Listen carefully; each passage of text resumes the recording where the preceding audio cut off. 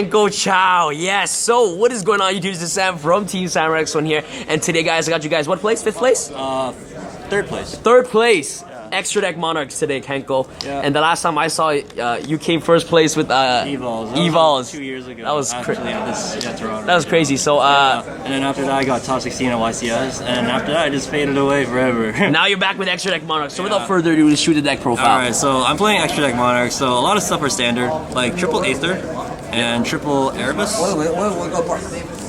So I was gonna cut Erebus down to 2, but realized that you actually gotta really play 3. Yeah. Because you wanna, like the big thing about this deck is after you resolve once or twice on these things, you're already like 5 steps ahead of your opponent. Nice. Yeah. So with that, I also play 2 Huras for the Aethers. It's just so much more advantage. Once you summon these, you get +3 and +2, and this completes the engine with the Aether.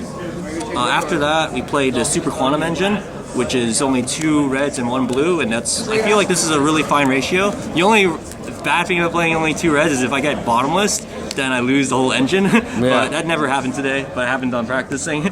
So I was gonna maybe try to put like 2 Erebus and 3 reds, but that didn't, I don't think that was gonna work out either. But you need to play this to make the consistency better, since you're playing triple return. Nice. Yeah. After that, we played the 1 Idea, 1 Mithra, and 1 Eidos. So 1-1-1. Yes, because the problem with these cards is that they're so good. Like Idea is just too good to not play, but at the same time, if you draw 2 or more, then it's just cloggy. Yeah, exactly. So in order to solve this issue, instead of playing like 2 of them, you just play 1, so you never get the cloggy. Nice. Yeah, and it worked out every day. So after that, I play 2 Terratop and 1 Takenborg as a mini speedrun engine. Wow, so a lot of people are incorporating this engine into it. It's just a free rank 3 play, and not only that, but in Monarchs, it's just you got so many options with either a 2 tribute summon right here, or I can make Dante, or I can make it's like if I go second, I can make the blue guy to go for an MST pop or whatever. And basically, since I also play the E-Tele engine, one of the best plays I like doing was to E-Tele for after I do this, and I E-Tele for blue. I'll sack this for like a red for the engine, and I'll overlay these 2 for the. Well, I overlay this first for the blue guy. Because the thing about this combo is that then you have 2 MSTs. Yeah, 2 MSTs on their turn and my turn, or whatever. Yeah, I like that. Helps a lot with the pressure, since you want to get rid of their traps, so that way you get the Aether and Erebus off, and then you basically win the game from there. Nice. Yeah, so that's the monsters. Spells is really standard, obviously, it's playing Monarchs. Yep, triple, best card in the freaking game. Pantheism, Tenacity, Return. I like playing 3 because of the Super Quantum engine. You gotta get very viable, yeah. Yeah, you gotta get once you have Aether and Erebus, you win. So 1 Domain, 1 Frost Blast. I side this card out every time I don't go first, and against back row heavy decks, because you'd rather have like Galaxy Cyclone or MST or something. But like once you dump this, it pressures your opponent to have more than 1 back row, because if they only have 1 back row, then they lose. Yes. Yeah. So 1 Foolish for consistency and Upstart. I'm playing 41 with Upstart, and shoutouts to Jesse, because I actually watched his deck profile, and he was like playing like 43 cards with Upstart, and the reason behind his reasoning on Upstart was because then it's a side out option when you're playing this extreme combo based deck. So I was like, you know what, I actually did have trouble siding out, so I'll play the 1 Upstart for 41. So shout out to Jesse Cotton. Yeah. Then for the traps, I play 3 Prime Monarch, and if you don't know why you're playing 3 Prime Monarch in a Monarch deck, like the first 2 is obviously for the rank 5 play, but the third one is the recycle. But nobody would realize that if you don't play 3, and it's really vital and important. Not only that, but if you're not playing 3, then your consistency in getting this amazing combo of Pantheism and Prime to get you like not only a tribute fodder, but like advantage, you gotta play 3 Prime to get that consistency going. Awesome. And not only that, but the pan to search for the Prime is also important. But yeah, one of the things that makes my Monarch deck a little bit different is I'm playing triple escalation, because this card puts you triple escalation so much more ahead than your opponent when you play this. Like, so let's just say you always draw really well in Monarchs. You play the triple, like you open with Return and Stormforth already. You would Return, you would Aether, go into another Aether and return for the Erebus, but you can't really summon this Erebus on your opponent's turn unless you have an escalation. And the only way to do that is if you're Aether or even the Erebus dump the Pantheism, so you instantly get out escalation. And if you have escalation, Stormforth, and Erebus, your opponent can't play Yu-Gi-Oh! Nice. Because you would snipe every single card that they want.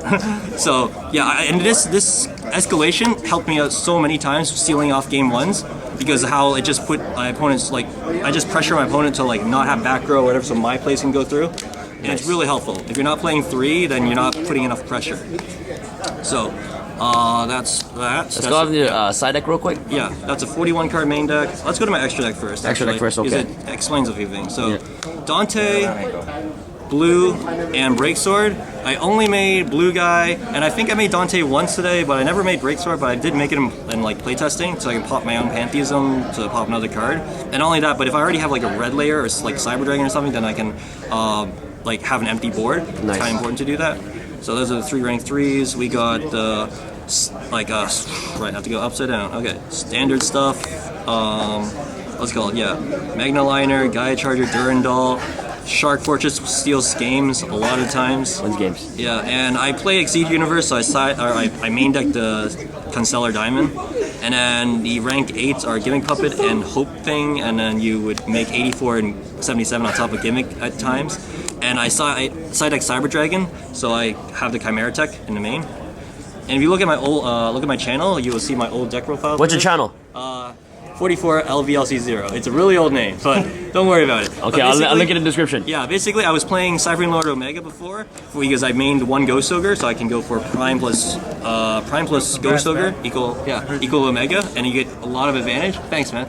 But like it just never came up, and I always side out Ghost Ogre, so I took that out and I put in this, and it works. So that was like a last minute idea actually.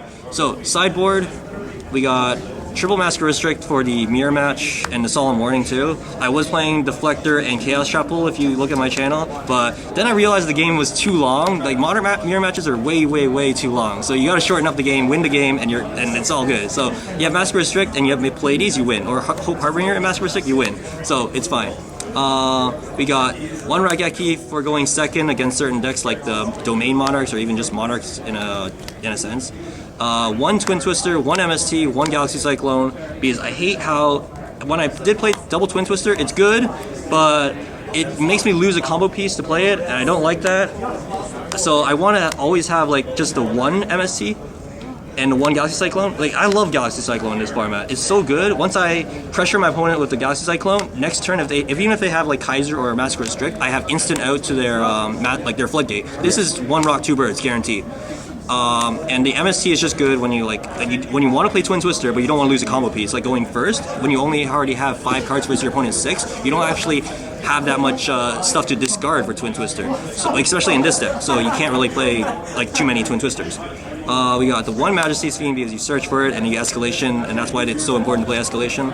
2 Exceed Universe for the BA PK matchup into the Diamond, and the 2 Max C's. This was last minute, and this was also last minute. So Cyber Dragon and Max C's. These were going to be Winged Dragon Raw Sphere modes, but they didn't really work out because Cosmos actually don't act like open to nuts all the time, and open to Infinity, Dark Planet, and Dark Lady, which is what I feared. But that doesn't happen all the time, so you only need Max C and Cyber Dragon. So whatever. Alright, so that's pretty much it for your deck profile, Hanko. Yeah, thanks. Alright, thank you so much for this amazing deck profile. Do you have any shoutouts? Shoutouts to my locals, OMG Games from Barrie. Oh, damn. And they're a big Magic store, and hopefully I can get my store to be like an OTS store or something, and we'll get something going. Alright. But yeah, shout out to my friend Paul for playtesting with me, because I wouldn't have actually gotten the Cyber Dragon idea if I didn't proxy red layers with Cyber Dragons in the Cosmo matchup. And shoutouts to Andrew Pham for talking with me and making me play meta. And what else? Fonzo and all these other friends I have on Facebook. Alright, perfect. Alright, thank you so much, Hanko, for this amazing deck profile. And this is Sam from Team Sam signing out. Alright, peace. Yeah, thank you.